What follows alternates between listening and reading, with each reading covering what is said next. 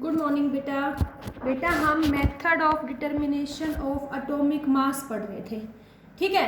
तो इसमें हमने फर्स्ट मेथड पढ़ा था। कौन सा पढ़ा था? Dulong and पटाइटिला।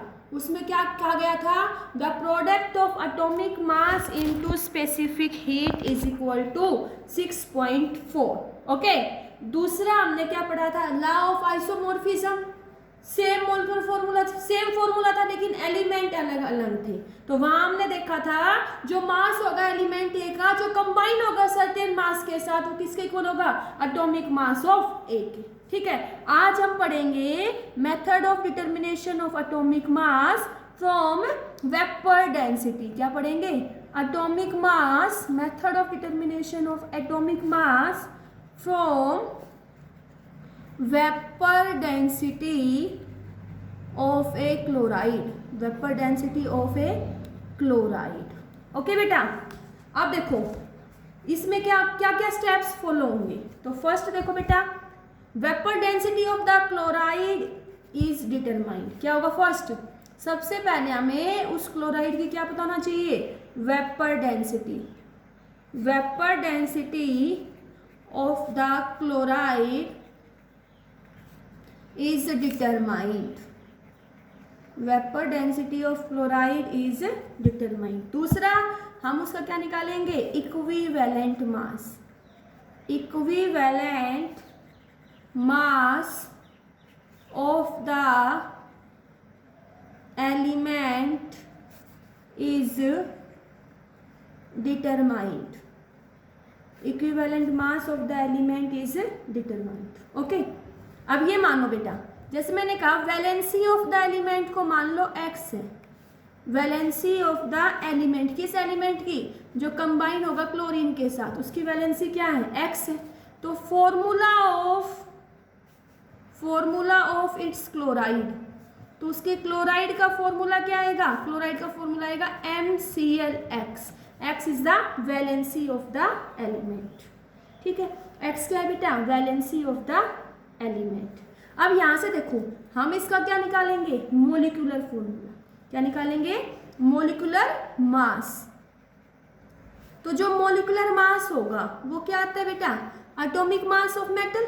अभी देखो मैंने तुम्हें पीछे बताया था मोलिकुलर मास क्या होता है? It is the sum of the atomic mass of all the element present in the formula.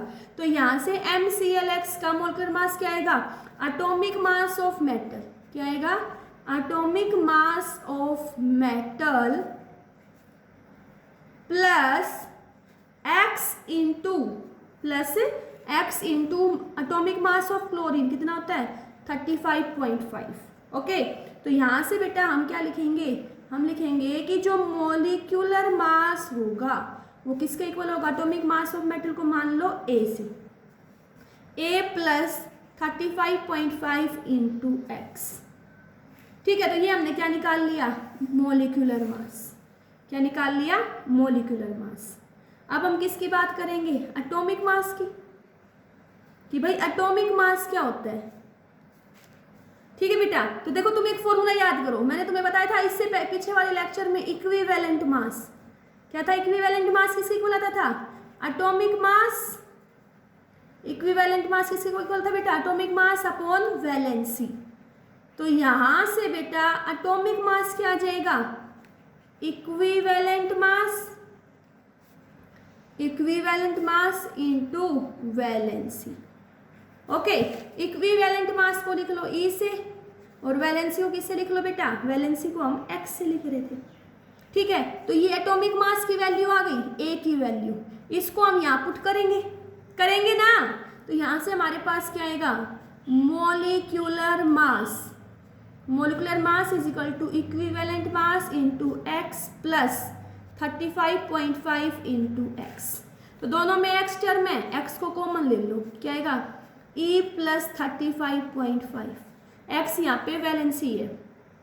आप बेटा देखो मैंने तुम्हें मोलिकुलर फॉर्मूला और इंपेरिकल फॉर्मूला करवाया था, तो वहां पे मैंने तुम्हें एक रिलेशन बताया था कि जो मोलिकुलर मास होता है ना, क्या molecular mass, it is 2 times of vapor density। Molecular mass is 2 times of vapor density। तो मोलिकुलर मास क्या आ जाएगा? 2 times of vapor density। ठीक है। और यहाँ से हम क्या निकालेंगे, वैलेंसी।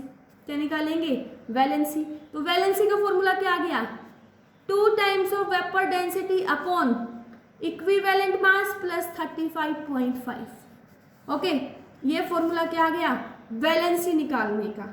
तो x क्या है यहाँ पे, वैलेंसी।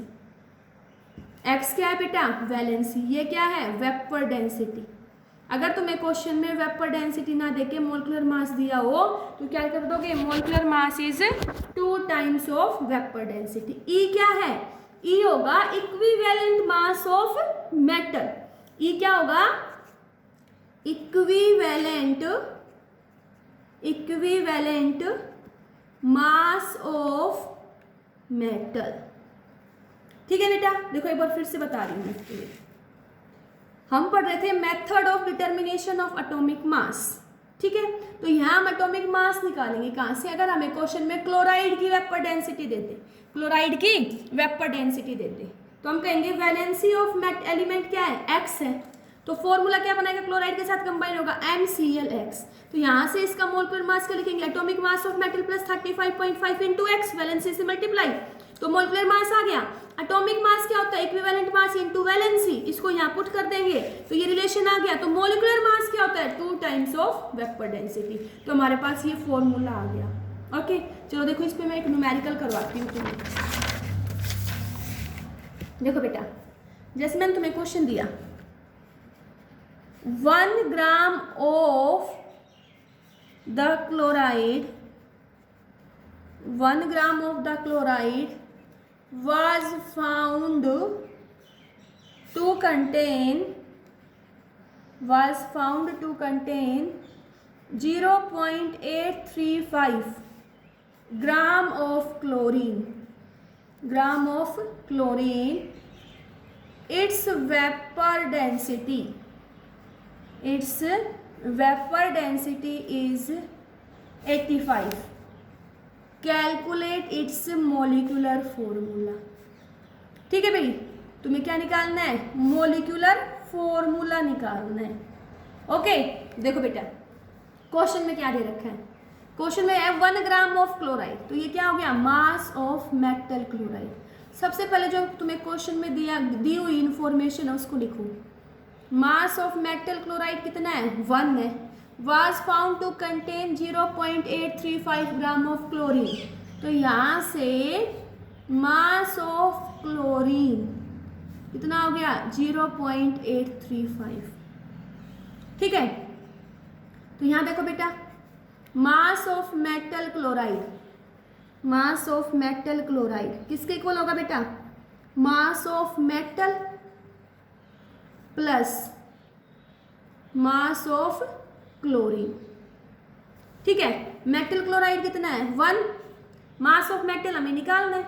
ओके, क्या मास ऑफ मेटल हम निकालेंगे यहाँ से, और क्लोरीन का कितना देखा है, 0.835।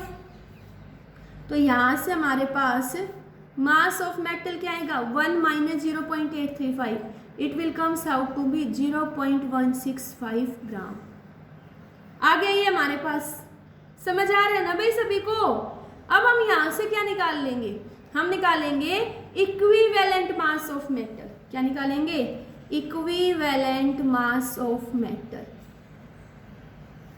ठीक है, क्या निकालेंगे, इक्विवेलेंट मास ऑफ मेटल। बेटा मेटल है, क्लोरीन है, तो यहाँ पे बेटा क्या लगेगा, क्लोराइड डिस्प्लेसमेंट मेथड, यस और नो। क्या फॉर्मूला था उसमें, फॉर्मूला था mass of metal upon mass of chlorine, mass of metal upon mass of chlorine is equal to E upon 35.5, yes और नो। ये फॉर्मूले करवा चुकी बेटा मैं पहले। तो E क्या है यहाँ पे, E है इक्विवेलेंट मास ऑफ मेटल।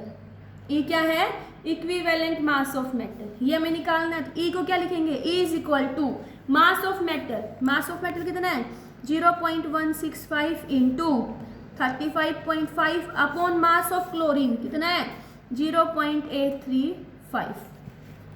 तो यहाँ से हम निकाल लेंगे इक्विवेलेंट मास ऑफ मेटल, वो हमारे पास आया 7.01। ये क्या गया, इक्विवेलेंट मास। ठीक है, अब बेटा देखो इक्विवेलेंट मास पता है और हमें क्या निकालनी है, वैलेंसी। तो अभी मैंने तुम्हें फॉर्मूला बताया था पीछे, क्या फॉर्मूला बताया था, देखो ये रहा। वैलेंसी किसकी इक्वल होगी, 2 times of vapour density upon E plus 35.5।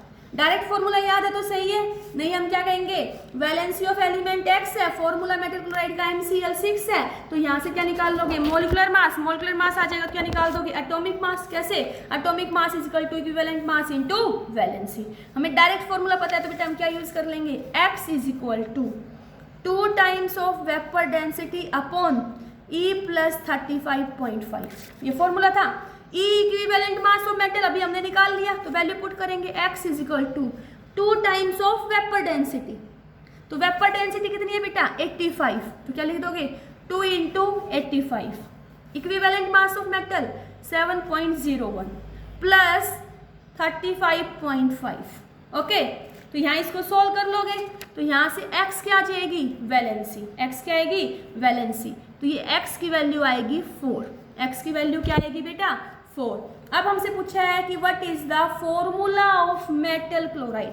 अब इस फॉर्मूला क्या आएगा, तो देखो formula of metal chloride, formula of metal chloride. बेटा मेटल क्लोराइड का फॉर्मूला तो स्टार्टिंग में हमने क्या माना था, MClX। तो यहाँ पे X क्या थी, वैलेंसी, और इस मेटल की वैलेंसी कितनी आई है, 4। वैलेंसी कितनी आई है, 4। तो हमारे पास फॉर्मूला क्या आ जाएगा, MCl4। MCl4। क्लियर हुआ ये, देखो फिर से बताती हूँ बेटा। स्टार्टिंग में हमें क्या दिया हुआ है, मास ऑफ मेटल क्लोराइड और मास ऑफ क्लोरीन दिया हुआ है। यहाँ से हम निकाल लेंगे मास of metal. Mass of metal आने के बाद हम इक्विवेलेंट मास निकाल देंगे। कैसे, मास ऑफ